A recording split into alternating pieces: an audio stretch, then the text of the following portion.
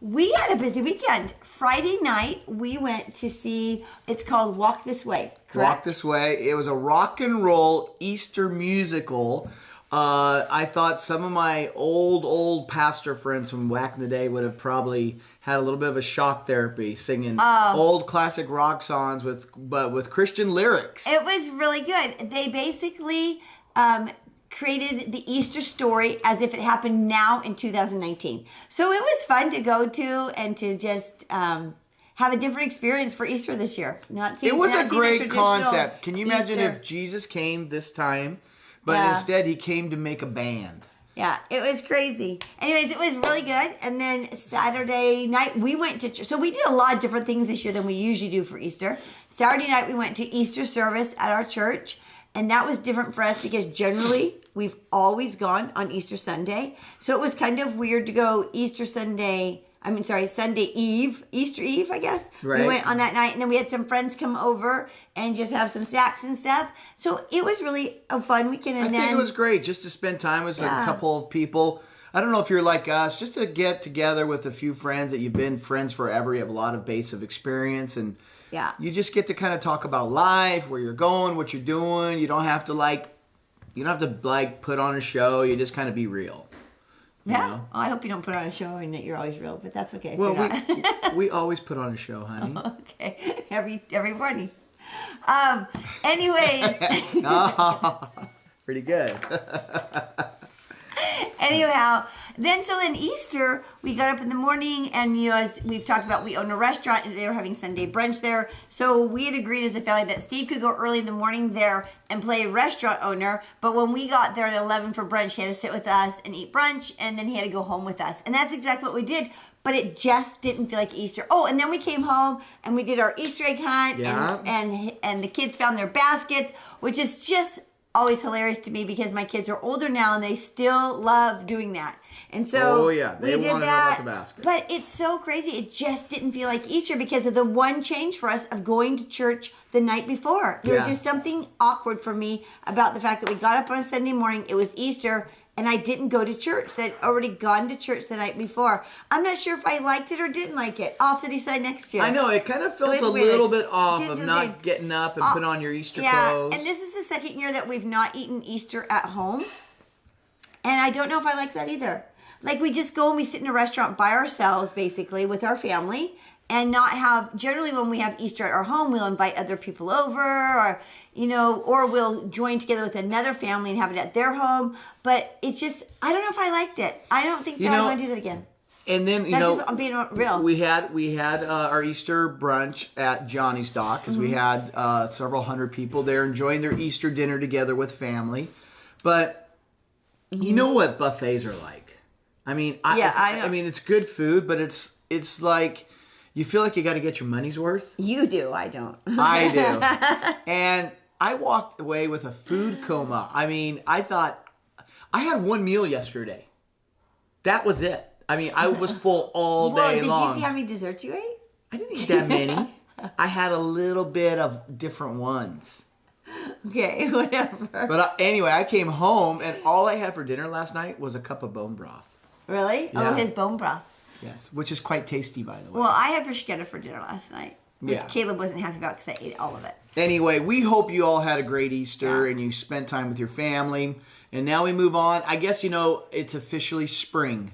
And we got to work on the yard, get it ready in the grass. But it's good to be here. But today is Motivation Monday. Yep. Today is the day where we talk about things that are going to help you be motivated to get to where you want to go. I guess Steve's decided that, but okay, go ahead. Isn't Monday Motivation Monday? No, we don't. We do it if we feel like it. Don't we feel like it? Yeah, but my point is, don't come back every Monday thinking it might be Motivation Monday because it might not be. It might be talking about Mother's Day. Okay, but today is Monday and it's Motivation Monday. So we want to be motivated. So we were talking about this whole idea that to be an expert, you have to invest 10,000 hours. Do you know how many hours it would take you to do that? 1 year and a couple months. I already did it. I asked Alexa the other day how many hours were in a year, and I can't remember the exact response except for it was over 8,000. Right. It was 8,000 something hours, right? Right. Yeah. Why did you just hit me? You're tapping. The whole thing's going Oh. on. I can't concentrate when the table's vibrating because your leg's shaking. No, but now get this. So they say that, because here's the thing. Like, when do you have the right to be heard?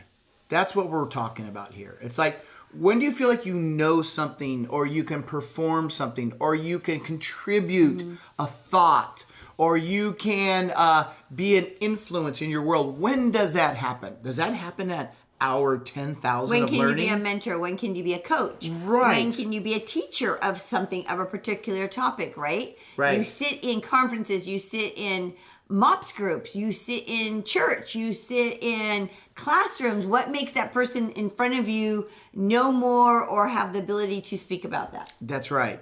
And That's what we're talking about, right? Yes. And here's what happens, because there's different kinds of people about this, and we'll talk about a little bit more in a minute. But the point is, there's some people that feel like they're going to have to work, and all of a sudden one day they're going to arrive and they're going to be that person. And it doesn't really happen They're that gonna day be in an life. expert, is They're what going to you're be an saying? expert, but they're not an expert until like they've done all this schooling and all these things. And That's what not true. I barely got. Okay, go ahead. Okay, but the point is, what I have been discovering in my life, this is Steve's opinion, and it's proven with data and science that He's going to prove me wrong in my little no. I just didn't agree with the schooling piece. When you said you have to go to school. No, I said some people think you have to go to school. Oh, okay, sorry. Okay, so the point is that what I found in my life is that when you are starting to become that person, become the life coach, become the professional, whatever, just become an authority, I find that it's more as you are in the trenches doing it rather than learning how to do Right. it. What do you think about that? Right, but this also has to do with, like, if you want to learn a language, or you want to learn a skill, or you want to be a better cook, or you want to be a better mom, right? I mean, there's no school for momhood, right? There's Right. no. So this is also talking about all those kinds of things, because I feel like the way that you're saying it is only like if I'm going to be a speaker or I'm going to be a teacher. No, it's even, Okay. it's So any it's skill. skills, like, right. You know, Right. if you want to learn how to garden, right? There's a lot of ways to learn to do that without having to go take classes as well. Yeah, and so the point is this. If you did 10 years and you did 20 hours a week, for 10 years, that would be about 10,000 hours. So my question to you is, do you have to put in your 10 years and then officially now it's okay for you to say something? We don't do it that way. No, Right. I think we practice. For instance, if you want to be a speaker, right, and you want to speak, you could pick up a book on how to speak. There's a great book out there called, what's that book called? On speaking. You just said it yesterday. I'll think of it in a minute. Anyways, there's a really good book on speaking that I actually went to her conference, which was just a weekend seminar, right? And you could read a book about it. You could go on YouTube and you can find the 5 tips of how to do a TED Talk and all these things. And then you could call your local MOPS leaders and ask if you can, if you have a topic you want to share on. You could find ways. There's also those groups you can join. Right. Oh, yeah. Those, breakfast clubs. Like that you Toastmasters. Toastmasters, and you can start practicing speaking and sharing, and there's lots of elementary schools that want you to want dentists or doctors or whatever to come in and share. Maybe you could contact and say, hey, I really want to share with little kids about gardening. Could I come in and talk about gardening? Whatever it is that you want to learn, you want to speak on, what your topic is, you can start practicing. Practice in the car. I was listening to a podcast the other day with some podcasters who've been around for a long time, and they were talking about how they practiced in the car while they were driving. Right. They would just talk their speech or talk or whatever it was that they were going to talk about in the car as they were driving. They would just talk it out and That's practice right. and practice and practice. Yeah, and so that's really the secret that 10,000 hours is all about. Sorry, we have a little problem with his Monday technology. morning. In property development, Monday morning's your busiest day. So my phone will blow up, but I do have my sound turned go on. ahead. So here's the point on practice, is that you literally, to do the 10,000 hours, you don't just arrive one day, but you are arriving. It's present tense. So if you want to be a speaker, you better be speaking. Right. It's right. And here's the other thing. You know what you need to label yourself as? I'm a speaker. Right. I'm a speaker. And so, what are some of those steps to get you to do that? Because you're going like, well, Steve, this is all great, but I just feel so inadequate. Well, let me give you some empowering steps to do this. I think this is super important. So this is if they want to acquire a skill, or they want to learn something new, Right. or be more educated in an area Right. of expertise. Like maybe they just want to know more information about a topic. Right. Like habits. Like that's one that I've been really like looking Right. at, right? So it's not like I can go to a class on habits, or but I can read books about it, and then I can start putting into practice, right? Yeah. So that's what you're talking Right. about. Okay. So the first one is you have to take a risk. You have to totally get out of your comfort zone. Mm-hmm. You have to do what they call this, and this is the word that you'll hear them say. If you Google this, you'll find a lot of great teachings on it. You have to do what they call deliberate practice, not random practice. You need to do deliberate practice. Like our next door neighbor's daughter is now at University of Washington, and she already has her doctor's medical degree, but now she's trained to be a resident orthopedic surgeon. Right. She has to go another 5 years Right. to become an orthopedic surgeon. And those whole 5 years, she's practicing. Right. Well, all doctors are, so they call it practicing medicine. Practicing medicine, you're right. No, but I mean literally knife in hand. Hopefully you're not like the first 100 hips she has to do. But literally she's with somebody and she's learning and she's practicing. And so she doesn't just one day become an orthopedic surgeon. She is arriving Because to she become went to school to do it. Yes. Now I had an interesting discussion with somebody the other day who really aspires to be a business owner, and they want to have some of their own properties and things like this. And this would even relate even to moms and what they wanted. But I started fleshing out, if you will, where he's at, what he wants to do. And I finally got to a point where I said, how can I help you? I didn't know what to do, because here's what I found out. He didn't know really what he wanted to do. Right. It's almost like he wanted me to hand him a magic pill and say, okay, here you go. Now you're an entrepreneur. Right. And I'm excited for him. And I kind of challenged him on that. I mean, this wasn't like some secret thing. I was like, you're going to have to be focused. Okay, so as a mom, because that's who our audience is, Yes. how is this relating to as a mom? They're not out to be doctors. Right. They're not going to go be entrepreneurial as far as building houses and stuff. Maybe Right. a few of them might. So where is this in the mother world? Well, in the mother That's world, what I did read yeah, back here's to. a great thing. Hey, you really want to know, like you just now have 2 kids in the toddler stage.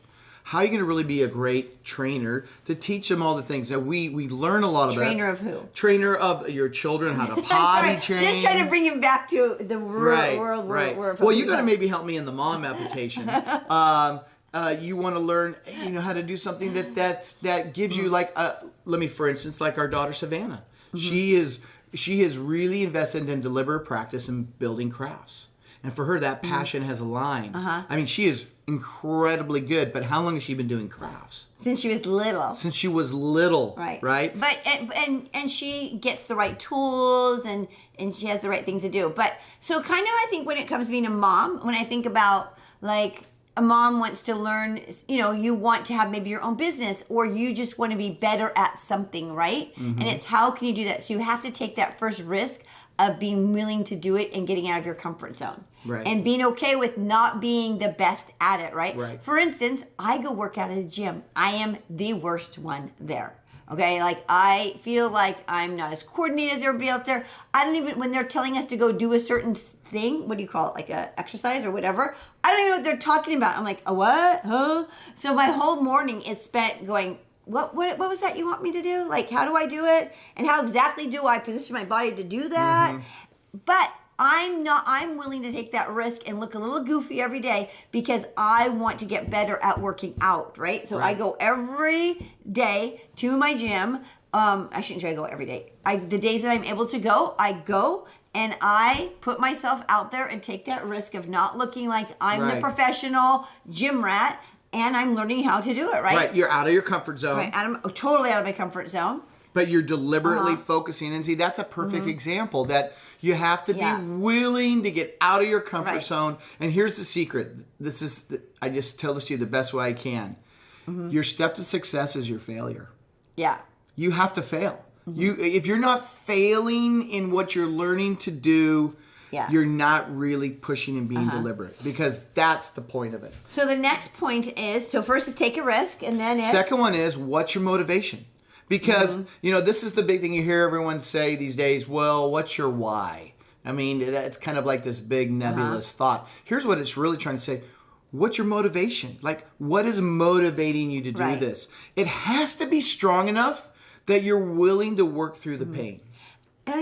Excuse me. I think typically as a mom, things that motivate us that we want to learn are because of our family, our kids, or to put ourselves forward a little bit more, right? Like we think about the years when our kids are little, like, well, one day they're going to go to school and I'm going to have more time. What am I going to do during that time? So it motivates you to think, oh, I want to learn to better myself at something. And so, and again, that's what keeps us going, right? Why do I want to learn to work out better? So that I'm doing it correctly, so I'm not hurting my body, so that I feel stronger, so that I feel healthier, so that I have more energy for my family, for my husband, for what I want to do within my business. Why am I doing it? And those are great motivating factors, and that keeps taking you back to the gym. Now, the thing is, and this is true in most things, at first you don't notice anything. Yeah. You mean it's just like, oh, I'm doing it again. I weigh the same. I look the same, whatever.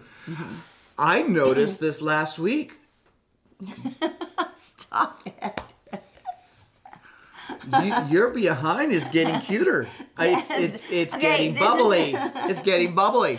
And Stop it. and I said, you're developing some good muscle tone in your legs. You know what she says to me? She says, my pants fit tight. But I haven't Around my gained-" leg. And I said, that's because you're actually getting some good muscle tone. I don't like that. I think it looks great. Okay, But, anyways, we're going to talk about but that. here's the point. The point is that happened. How Yeah. long have you been in the gym really focusing deliberately? Oh, probably, well, I don't know. I mean, you always worked out, but Yeah, I would I say know. for the last 2 years, you've been going to this little. Right. But you Okay. I think have we a like the walking routine. You have started. Yeah, working I've and been all for that. sure. I mean, well, I've always been working out a little bit, but Right. for sure, I don't know. So anyway, I you don't have to scientifically figure that out, babe. I'm just saying that. That was too much to think for Yeah, this morning. I know. I have been working on my physical side for a couple of years, and that's one aspect. I work on my professional side. I'm constantly wanting to learn, wanting Right. to grow.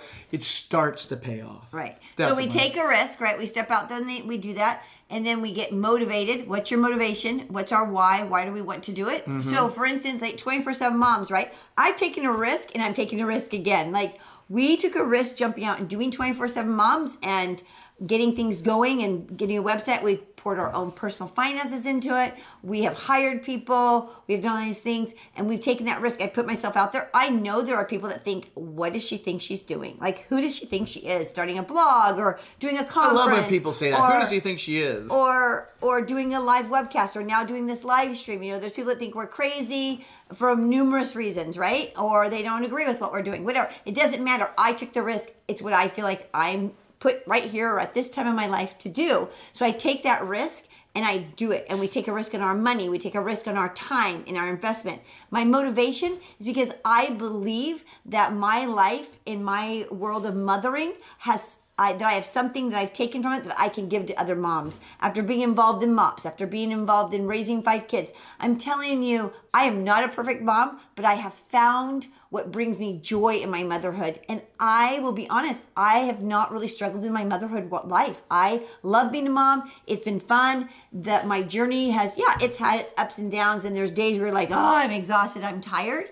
But most of all, I've loved being a mom. And I feel like I want to inspire other moms to travel this journey and enjoy it and find joy in it, find fun in it, find the positive parts about being a mother as you're journeying. Right. And how can you enjoy those moments? How can you create them to be simpler? How can you feel a little bit more in control, and not that you're overwhelmed? That you're overwhelmed. That was crazy. That you're always overwhelmed. I want moms to feel like they can embrace this time and they can bring some sort of organization to it and feeling like, this is great. I'm conquering. I rock at being a mom, because I really believe moms can rock at doing it. And so now listen to the motivation That's my there. why, right? That's my taking a risk. That's my why. And putting it into the third one is practice, is the next one we're going to talk about. True. Okay. But what I want to say about that is that your Your motivation, your why is you want people to experience the joy of motherhood like you have experienced, and you feel obligated. And the value of motherhood, the value of motherhood. Right, but the behavior is joy, Absolutely. is pleasure in the trenches of motherhood, and that's a great But tool. that's because I feel like I have value in it. I believe in the role of being a mom. I believe the importance of being a mom. I believe in all that I'm doing. It covers all those bases. There's value to it. And I think often our society can say, sometimes moms don't feel so valued in it because it is a thankless job at times. Doing one more load of laundry and no one says thank you. People are not happy that they have to go put it away. You know what I mean? Like you've washed it, you folded it, you put it in piles, and now they're like, I gotta put it away. You know what I mean? You're like, or do the dishes, or go grocery shopping one more time. I mean, just all those things feel so thankless. And I really want moms to feel the value of it and the importance of it. Great. Okay. So that's a perfect example of a motivation that will keep you in the trenches, right? You want to be a good mom, which brings you to that third step, is that you just got to get practice in it. And you got to figure out what it means maybe to be a great mom. Part of that would be you're on 24/7 Moms Now. You are wanting to learn how to do that. But here's the second step of practice that people don't get. Because you can do what they call mindless practice. Where you can just think about it. You just kind of think about it. It's a daydream muse. And then there is the level that they call deliberate practice. Yeah. And that's the point where you take a risk and you really be uncomfortable. You know, they've done a lot of research on lobsters because it's such a huge commodity business. And a lobster will shed its shell for about at least 100 times when it's a little young pup. And then for the rest of their life, 2 years, about twice a year, it sheds its shell and it grows 15 to 20% bigger. Oh, wow. Yeah. Interesting. Yeah. They call a male lobster a rooster, and they call a female lobster a hen. Okay. Isn't that interesting? So the point of that is? The point of that is... okay. So, sorry, I get a little carried away in the details. The sign that the lobster is supposed to shed its shell is it just gets uncomfortable. Oh, it all of a sudden it's too big for its shell. So what does that have to do with practicing and playing? That's what I'm trying to get to. Here's the point that it gets to is that their shell gets so tight that their brain goes, I can't, it's too uncomfortable, and immediately ignites all these enzymes that it kind of releases the corners and goes poof, and the shell busts off. And they have this nice brand new little very vulnerable shell, and they go hide and they let it develop and grow, and then they go back out in the world and they cycle and rinse and repeat. The point is, if they didn't become uncomfortable, they didn't take a risk. If they don't take a risk or be uncomfortable, they would never grow. Think about the times. So we're talking about practicing, though. Right, we're talking about practicing. Sorry, but I'm super lost here. Well, that's all right. You'll pick it up. You can tell we're gonna be in a fight after this. The point is that in order to grow in your practice and to develop, you have to be uncomfortable, and you have to learn to measure it and to get that point that you're willing to go and do. That was a really good story. I don't think that went with practice, apply, and measure. It didn't. I missed it before, but I really wanted to talk about it. You had to tell this lobster story. I know. It's a good story. So going back to practice, apply, and measure, right? Right. So we have to practice and we have to apply it. We have to measure it. And so you can't just like go to school. Let's just say being a teacher, right? You can't just go to school and get educated in becoming a teacher and have all this head knowledge and never put it into practice, never apply it, and never get anyone to give you feedback on how you're doing, which is really amazing. Teachers get a lot of feedback from parents. Yeah. So, but I'm just actually joking about that. But you can't, right? You can say, well, I'm a teacher.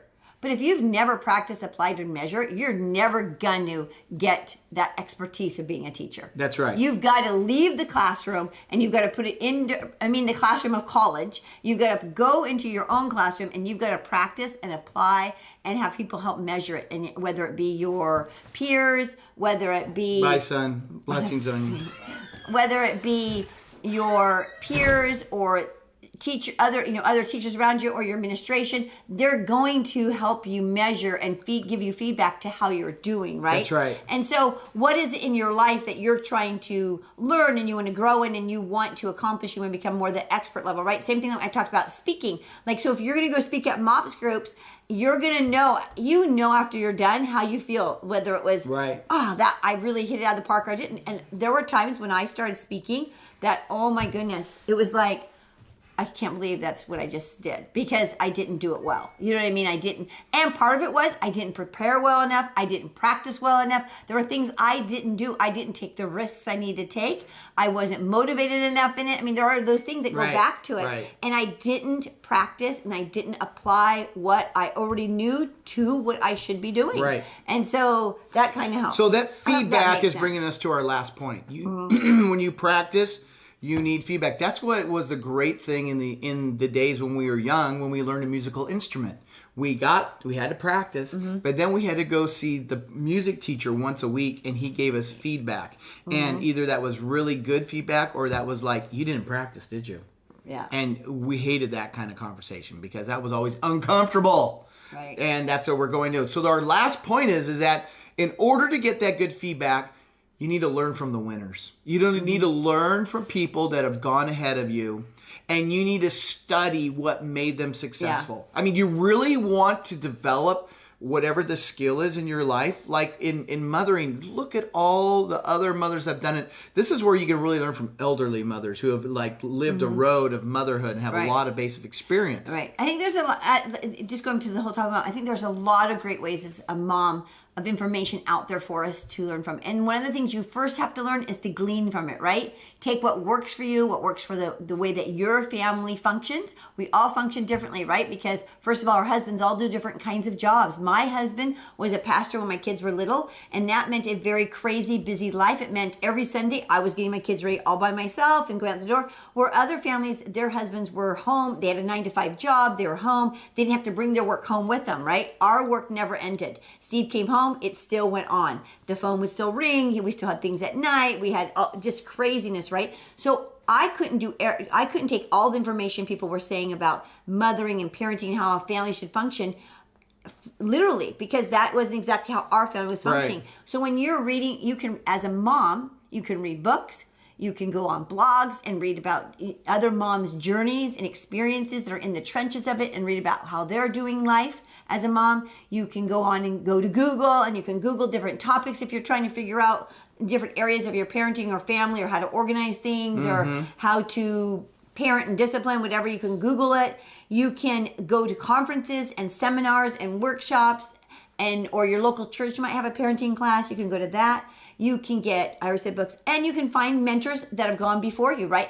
And also people who are in the trenches with you. So that's why MOPS is such a great program, because MOPS has the mentor moms there to encourage you and to bounce, be your sounding board and process things with. At the same time, it has the peers around the table that you can talk about the latest things, right? Like the latest way that you're potty training or the latest stroller that you just found, right? Because if you came to me for stroller advice, I'd be like, well, the stroller I bought doesn't even exist anymore. You know what I mean? So you kind of need all those different avenues. You need that feedback, and that's what we're just trying to say. There's multifaceted ways. So listen, ladies, you can do this. Right.